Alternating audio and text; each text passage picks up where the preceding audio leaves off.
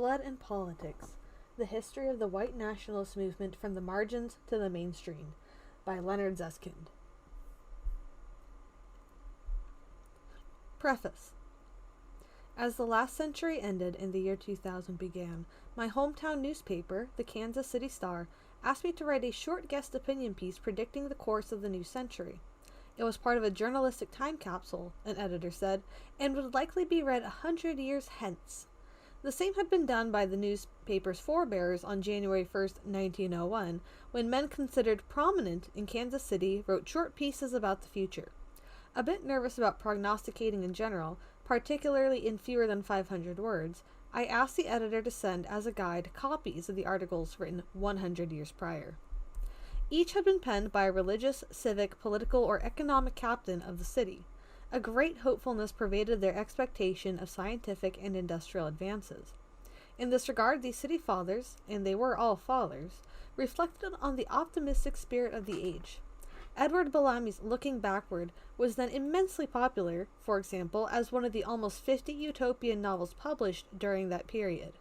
One of the most fascinating aspects of these turn-of-the-century opinion pieces is that several predicted a happy future in explicitly racist terms. Not that they didn't worry about the challenges to white supremacy's permanence, the city's leading lawyer feared that the yellow peril threatens the world with untold disaster. One preacher fretted that the 14th Amendment, which constitutionally guaranteed the rights of citizenship to black people, had been a capital blunder. But a more prominent Baptist minister prophesied a noble century to come, including the end of war and the uplift of the poor, all under the growing supremacy of the Anglo-Saxon. In this regard also, the city's sires reflected the spirit of the nation's elites at the time. University deans then taught that humanity could be improved through eugenics, the supposed science of selective upbreeding. The Supreme Court had recently ruled that separate was equal, and newspapers uncritically published accounts steeped in those and related ideas. The 20th century did not end as it had begun. Science and technology, as predicted, did reach new heights. They split the atom, took us to the moon, and created a global cyberspace communication system. They could have also provided food to every hungry soul on the planet, but they didn't.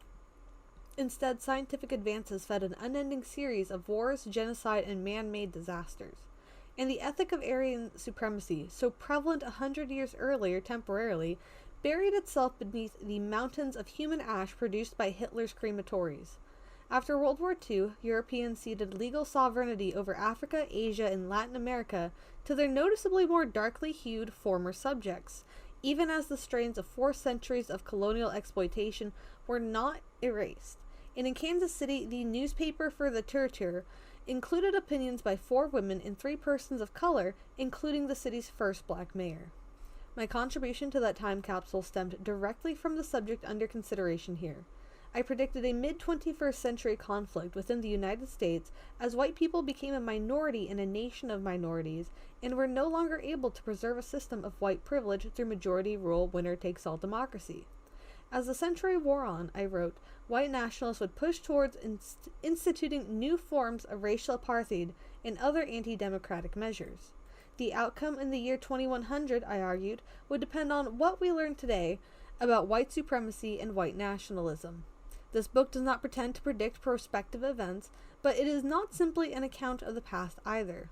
While it is a history focused on the last decades of the 20th century and the first years of the 21st, it is my intention that it serve as a part of a prolegomenon to future discussion of racial egalitarianism and democracy. My hope is that it will provide the reader a view of the contemporary white nationalist movement that is both comprehensive and instructive.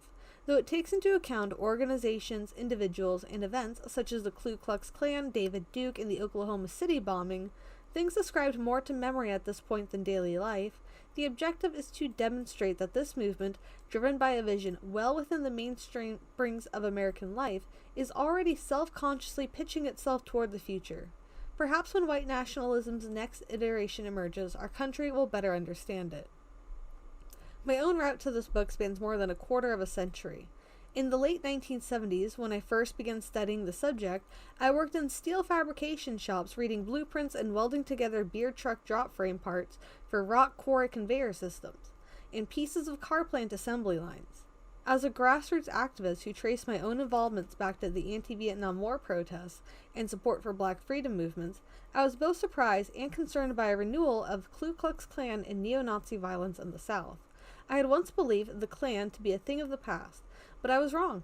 Assaults in Mississippi in 1978, shots aimed at civil rights leaders in Alabama, and the murder of 5 communists in North Carolina in 1979 were the most overt proof.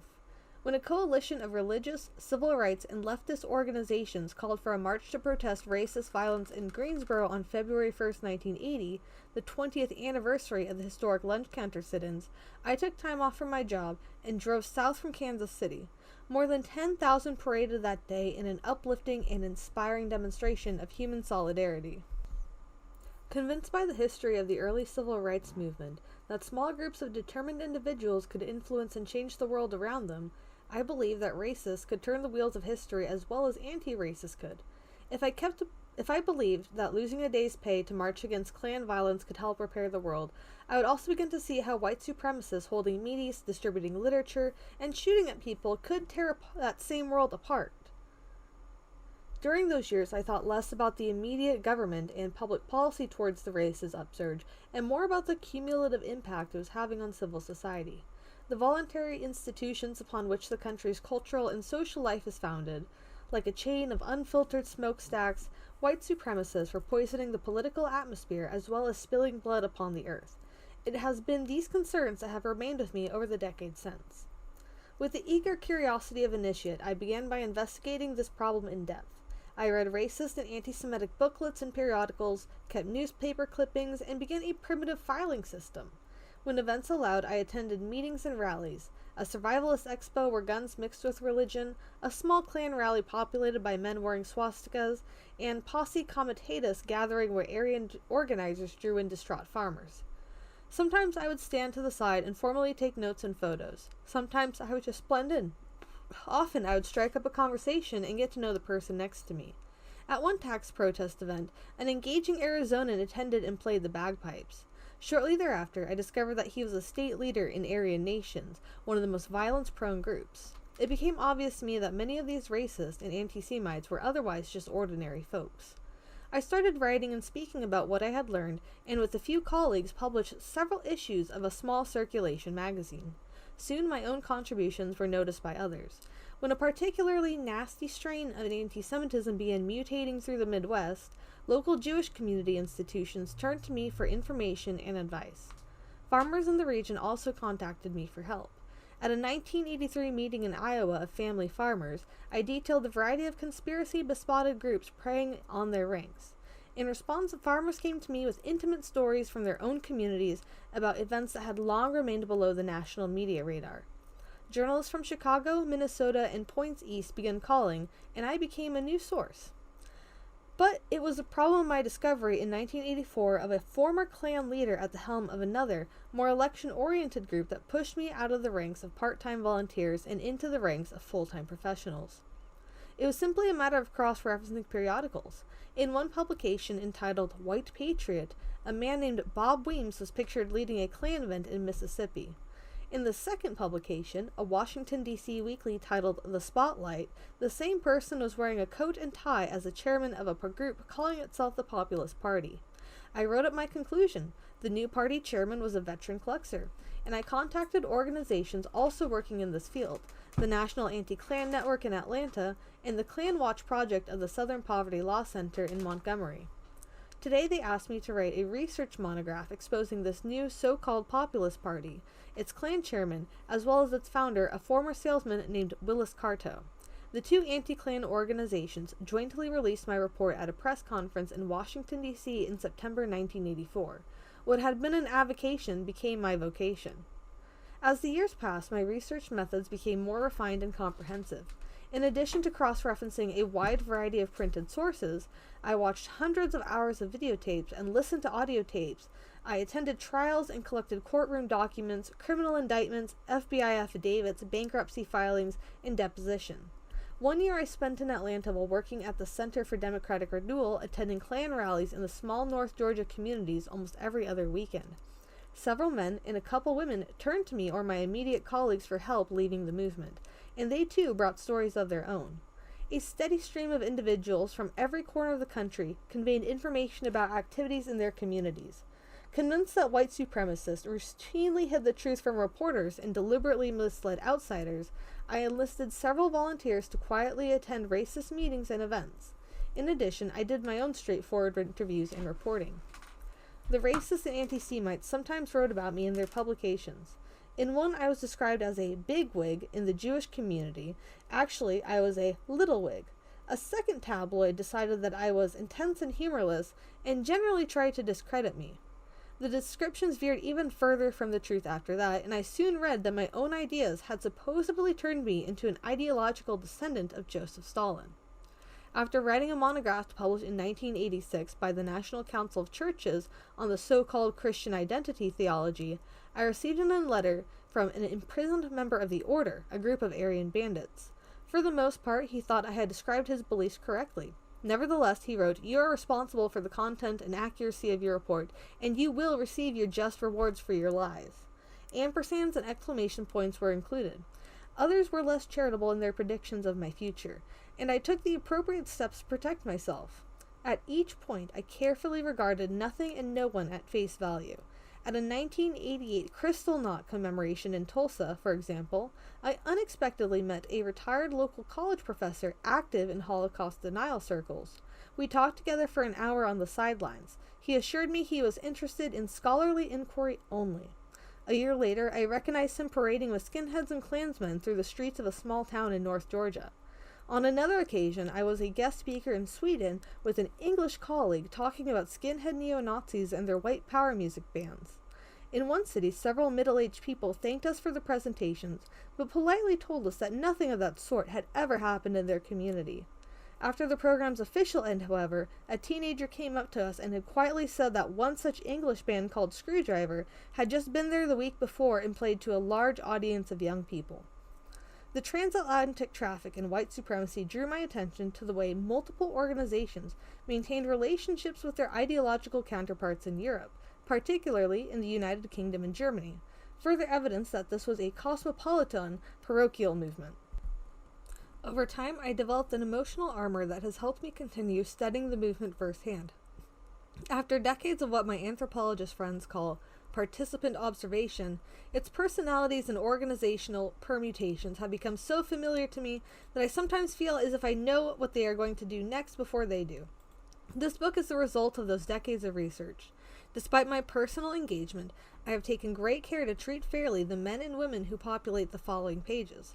This is their story, not mine.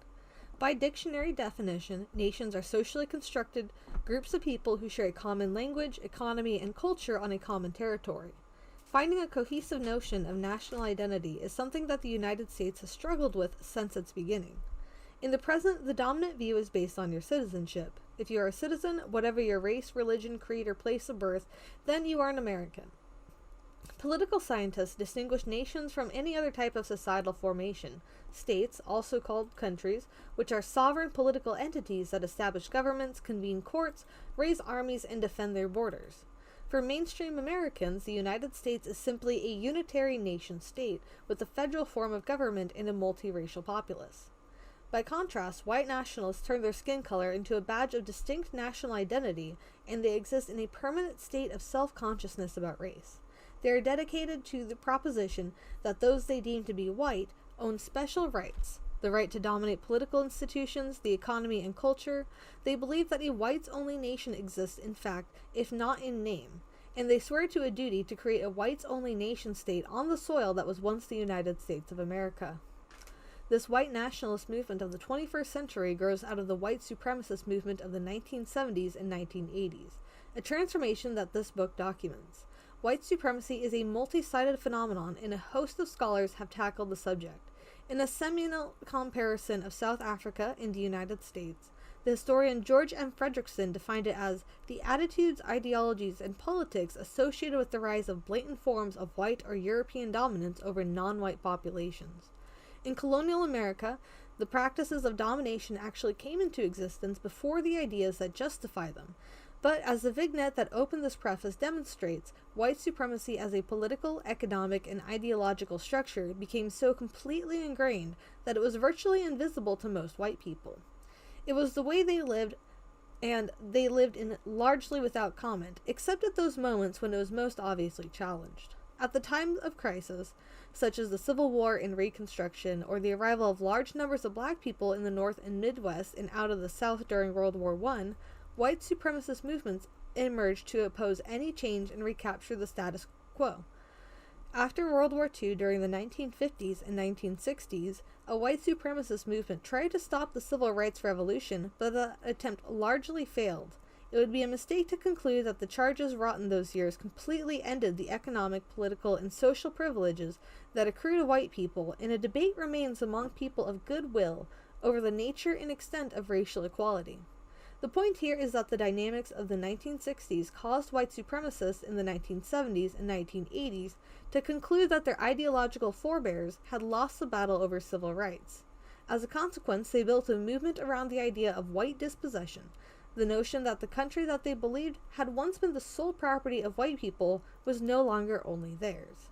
It is only important to note that this sense of loss by a segment of white people is not rooted in any particular policy aimed at promoting equal opportunity, such as affirmative action or school busing.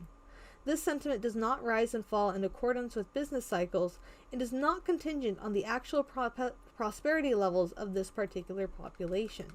Rather than many different factors, contribute to the rise and fall of white nationalist movements, and these causes will be discussed throughout the following pages. The ideas underlying the white supremacist movement are manifestly false. Jews do not run the United States or the world. Black people are not inherently inferior to the white people or anybody else. The economic life and cultures of the United States have never been exclusively white or European, nor are the privileges and power accruing to white people, God-given or genetically driven. At the same time, political power has rested exclusively in white hands during much of this country's life, and this kernel of truth resides at the heart of the white supremacist mythology. While some white nationalists might wish to rule over people of color in ways reminiscent of Jim Crow segregation, most do not wish to return to the past. Instead, growing parts of the movement want to carve out a new territory free entirely of black people, Jews, and a host of others that they regard as undesirable. If they must burn the entire house down in order to rebuild it from the basement up, they will. If they are able to capture the existing organs of state power and use them for some form of ethnic cleansing, then that will be the path taken. If the current generation has to wait until mid-century for their ideological progeny to plant the flag of an Aryans-only republic, then that will be their choice. Even if they do not reach their final goals, they can push the country into the abyss along the way. A secondary thread in this discussion reaches over to a related but distinct phenomenon, sometimes known as the Christian right. It would be impossible to treat both movements comprehensively in one book, but it is necessary here to trace those points at which the two converge, and it is my argument that white nationalists share many of the obsessions that motivate religious and cultural traditionalists. They both believe that feminists, gay men, and lesbians are destroying the white nuclear family, and they share the notion, with many outside their immediate ranks, that middle-class white people, men in particular, are actually victims in contemporary society without adequate political representation. Christian nationalism, by definition, contends that the United States is or ought to be a Christian nation. As a result, it relegates Jews and other non-Christians to a secondary status. Although a strain of white nationalism has developed without an explicit anti-Semitic conspiracy theory at its root, the focus on Jews is a primary tenet of most forms of white nationalism. And it is the ideology of anti-Semitism, with its belief that Jews act as an alien ruling class that needs to be overthrown, that transform ordinary racists into would-be revolutionaries. But this is not a story of paranoids or uneducated backwoods men with tobacco juice dripping down their chins, the extremists of the popular imagination. As a movement, white nationalists look like a demographic slice of white America, mostly blue-collar and working middle class, with a small number of wealthy individuals. Doctors, lawyers, and PhDs are among the leaders. Almost all the leaders and most of the activists are men, but women play a distinctive part in the movement, not totally unlike the traditional role assigned to them by cultural conservatives in the larger society.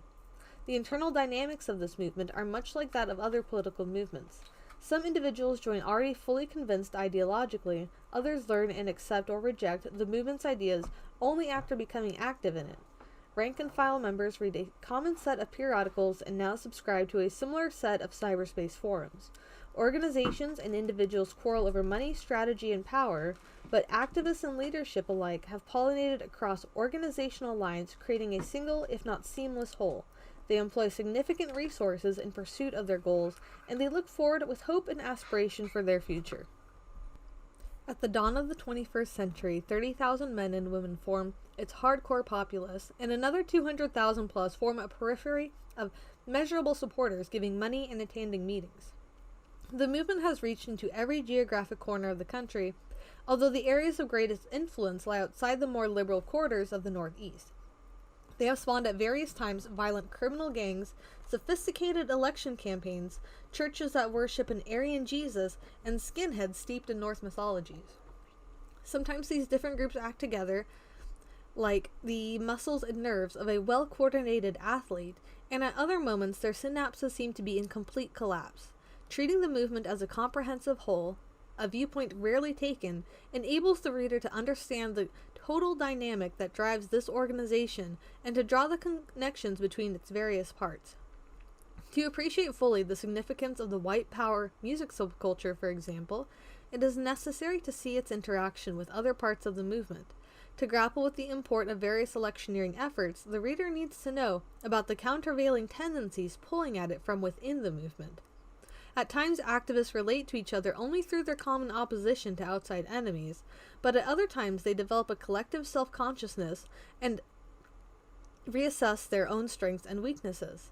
As a consequence, this book spends some extra time describing the internal life of the movement, its squabbles and strategic differences, in addition to the crimes and campaigns that constitute its more formal life. The movement, as a single entity, then is the protagonist of this book. At the same time, it is necessary to understand the main factors that cleave its members. Within the movement, two political trends, mainstreaming and vanguardism, vie for strategic hegemony. The differences between the two are somewhat akin to the distinctions between reformists and revolutionaries. They both seek the same goal, but differ over the manner in which they work toward it. Broadly speaking, mainstreamers believe that a majority or near majority of white people can be won over to support their cause, and they try to influence the existing structures of American life. Vanguardists think that they will never find more than a slim minority of white people to support their aims voluntarily, and they build smaller organizations of highly dedicated cadres with the intention of forcefully dragging the rest of society behind them. As a way of illustrating this, I focus on the two personalities who epitomize these trends. Willis Carto and William Pierce. Each man differs in both temperament and strategy. Carto showed up first. He was an opportunist by disposition, intent on building a road from his post on the outer edge of respectability into the political mainstream. Pierce appeared a decade later, a Lenin-like revolutionary, recruiting an elitist cadre into a vanguard force aimed at puncturing a degenerate society and seizing power. Carto and Pierce held each other in mutual personal contempt, and like elderly godfathers, they helped sire the movements that followed them. The conflict between Carto and Pierce, as well as the contention between their respective strategic orientations, shapes our story from beginning to end. Blood and Politics tells the story in a chronological fashion. Prior to the 1970s, neither Carto nor Pierce was particularly prominent in the ranks of white resistance to desegregation in the Black Freedom Movement, though Carto was active in those years, sharpening his fundraising skills, oiling his numerous organizational weapons, and setting up a bifurcated pair of ideological sights. This early part of the story should be considered a preface to what follows. When a resurgence of white supremacist activity began in the mid-1970s, the footprints of both Pierce and Carto were found at almost every point. At that time, baby boomers such as David Duke imbued uniforms from the vanquished past such as Klan robes and Confederate battle flags with a fresh style and vigor. But Klan groups were not the only ones to grow. An innovative breed of Christian patriots invoked a pre-Civil War form of constitutionalism lathered with an intense religiosity, and they found new adherents among economically distressed farmers in the Midwest. Also, a ganglion of would-be academics started rewriting the Nazi nightmare out of history and reappears at several significant points in this story. During this period, paramilitary survivalists first emerged as well, and they stockpiled weapons and established rural campgrounds. All these factions shared a set of common beliefs about the supposedly dispossessed status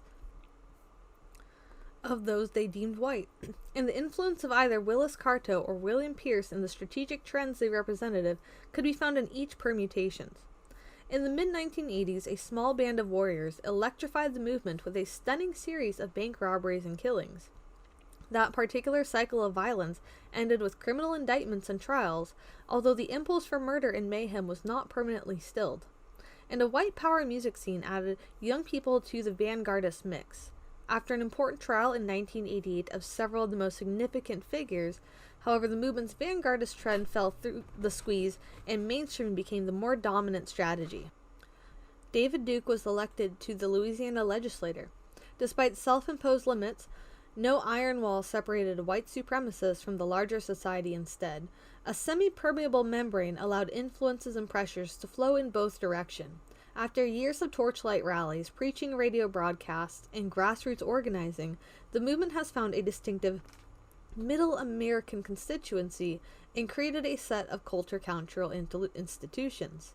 A decisive moment occurred in 1990 to 1991, when the Cold War ended, the Soviet bloc collapsed, and the German unification effectively concluded the post-World War II era. This change of historical epochs has been much commented on by others, particularly as it has affected international alignments and the emergence of ethnic nationalist movements in the Balkans and Caucasus regions. These same events also had an impact on the white supremacist movement at home. While the Cold War and anti-communism obviously influenced domestic political alignments for more than 4 decades, they also helped shape Americans' sense of themselves as people, that is, our national identity. We were defined in part by who we were not. We were not communists. Now communists were not communists, thus a new question presented itself. Who are we as Americans?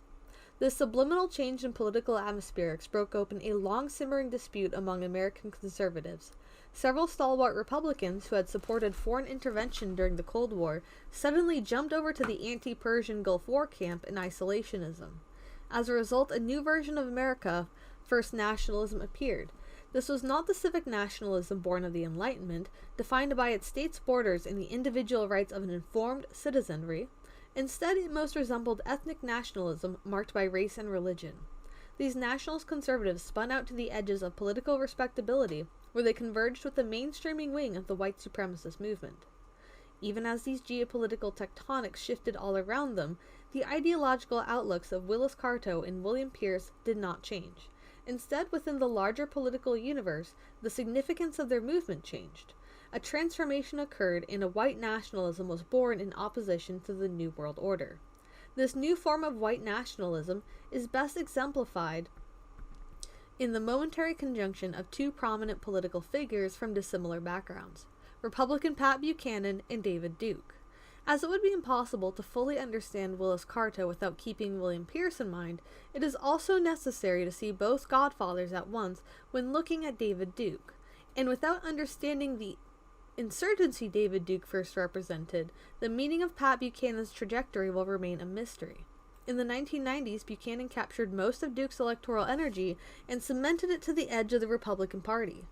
Paramilitary survivalism moved from isolated compounds into the militia and a meaner gun lobby which found support in Congress. And Holocaust deniers wagered that German unification would boost their influence. Overall, mainstreamers were filled with great expectations.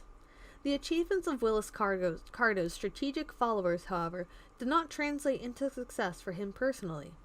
After a multi-million-dollar bequest was received by one of Carto's corporate fronts, a group of its employees started a dispute with him in the mid-1990s over the fund's ultimate disposition. And what began as the most triumphal moment in his fundraising history actually turned into his greatest organizational failure. After the bombing in Oklahoma City in 1995, William Pierce, on the other hand, gained new fame because of a link between the book he had written and the bomber. Vanguardists also experienced some organizational fortune in the wake of this event, but the authorities arrested several squads of would-be revolutionaries and for a moment shut down that wing of the movement. By that time, however, white nationalists had already become a cutting-edge force, cowcatchers at the front of a more respectable, conservative right-wing train. Scientific racists enlisted academics and scholars to further their cause. Isolationists influenced the debate about white America's role in the globalized world. A definable ideological stratum of white middle Americans believed that they were threatened by malevolent economic elites from above and a multicultural underclass from below. Nativism and anti-immigrant fever, once banished from the conservative dance card, were back. And a restyled white citizens' council movement found friends inside the Republican Party.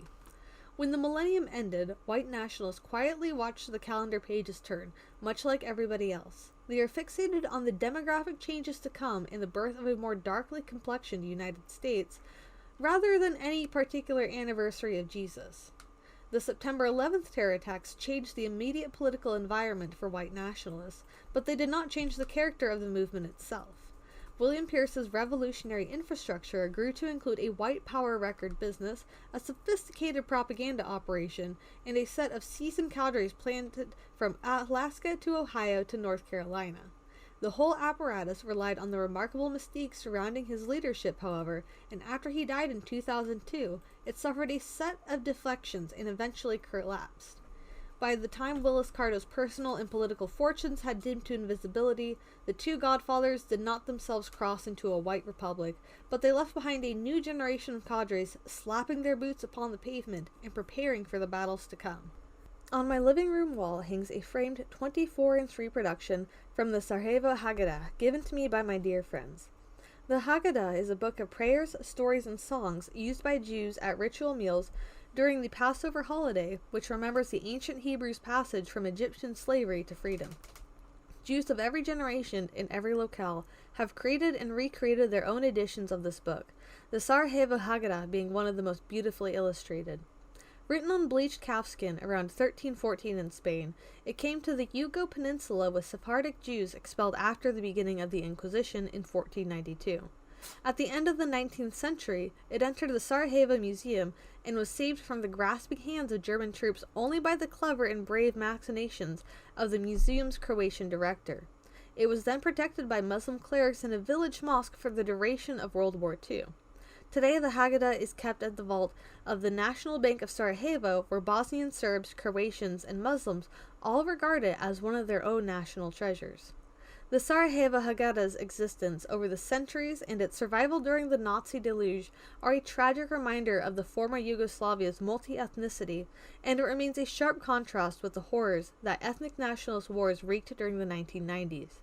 It is useful to remember that at one time, a hodgepodge of religious and ethnic groups lived together in relative harmony.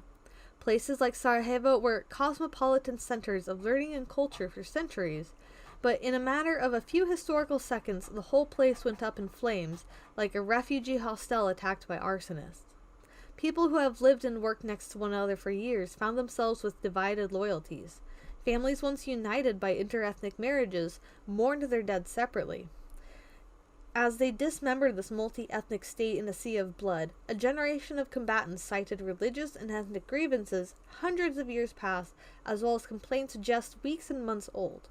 To justify their own nationalist politics, in the end, that city's remains stood in stark testimonial to its short, steep slide from civilization to barbarism. The United States, unlike the former Yugoslavia, has well cemented the foundations of its federal order after the 150 years since our own Civil War, and the election of a black man, Barack Obama, has broken the white monopoly on the presidency. Nevertheless, collective identities based on race and religion have remained just under the skin of American life. As such, we will continue to be vulnerable to the machinations of the generations of white nationalists that follow Willis Carto and William Pierce, particularly as population demographics shift in the next few decades. For those of us who hope to protect and extend our multiracial democracy and the cosmopolitanism of the type that preserves Sarajevo Haggadah, we ignore this white nationalist movement at our own peril. In the book that follows, dear reader, I have sought to make its history available now so that we may not be destroyed by it in the future.